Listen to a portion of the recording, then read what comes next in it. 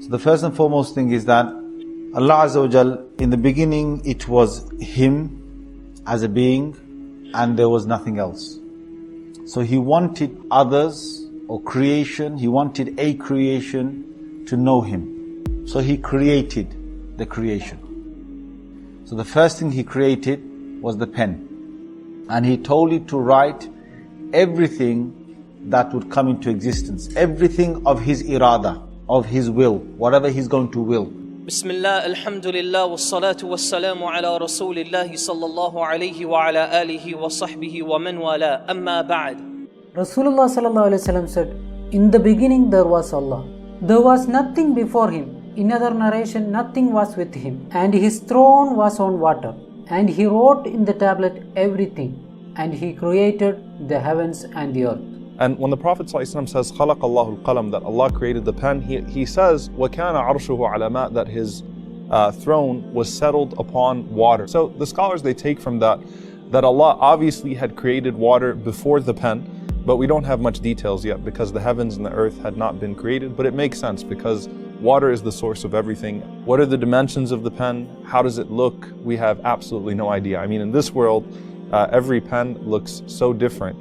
You know, you can't imagine what this pen would be. And is it a pen like the pens that we write with? Allah knows best what it looks like. And the Prophet ﷺ says, Allah subhanahu wa ta'ala said to the pen, write. And the pen said, oh my Lord, and what should I write? Allah subhanahu wa ta'ala said to the pen, write the details, the decree of everything that will happen and that is decreed until the establishment of the hour, until the hour begins and commences.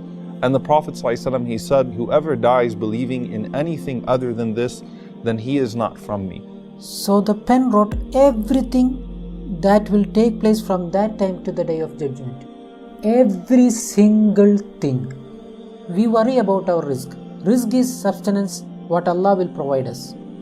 We worry about our wealth. We always thinking about tomorrow. We always thinking about how we will make it in the future. Worried and terrified and paranoid. But listen to this. Rasulullah sallallahu alaihi wasallam says, Allah wrote down the sustenance of creation 50,000 years before He created the heavens and the earth. Everything that you will get is already written down, not 50,000 years before this day, but 50,000 years before the heavens and the earth were created. It's a done deal. What you will get is already written down. So the qalam, the pen, which was created 50,000 years before the heavens and the earth, wrote in what's known as al-lawh al-mahfuz, the preserved and protected tablet. Allah calls it al-lawh al-mahfuz because it's protected from any changes and it's also protected from access. No one can access this preserved tablet, not from the human beings, nor from the jinn, not even from the angels, not even from the malaika. Only Allah subhanahu wa ta'ala has access to al-lawh al-mahfuz. And Allah subhanahu wa ta'ala, He calls it many things in the Quran. Allah calls it kitabun mubin, imamun mubin, a clear book. There's nothing ambiguous in that book. It documents everything precisely. Allah calls it kitabun mastur, an unrolled, untouched tablet, right? So it's never been touched. It's a very special type of book. And Allah subhanahu wa ta'ala says, مَا فَرَّطْنَا فِي الْكِتَابِ مِنْ شَيْءٍ, that there is no knowledge that is missing from that book. Everything is within that book. As Allah tells us, even a leaf falling from a tree. Now think about how extraordinary that is. A leaf falling from a tree, at what speed it will fall, what type of leaf it will be, what land it will fall upon, what will happen to it, who will pick it up, when will it dissolve. All of that, everything is within al-lawh al-mahfuz, everything is within that preserved tablet, everything that would have happened, that has happened, that will happen. And we don't have much about the description of it. And Ibn Abbas radiallahu ta'ala anhu, he says that al-lawh al-mahfuz is preserved in al-bayt al-ma'mur, the frequently visited home where the malaika, the angels, do tawaf. And it's preserved directly under the arsh of Allah subhanahu wa ta'ala, directly under the throne of Allah subhanahu wa ta'ala in the seventh heaven. And he said it's made of red rubies. And of course, not the red rubies that we see. It's made of a special type of red rubies.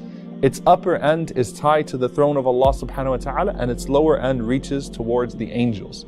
Its script is light, and its pen is light. He said Allah glances at it many times, hundreds of times a day, and with each glance He does what He wills. He exalts one who is humble, He humiliates one who is honorable, He enriches one who is poor. He impoverishes one who is rich. He gives life to one person. He gives death to another person. And He does whatever else He wills. La ilaha illahu. There is no God but He.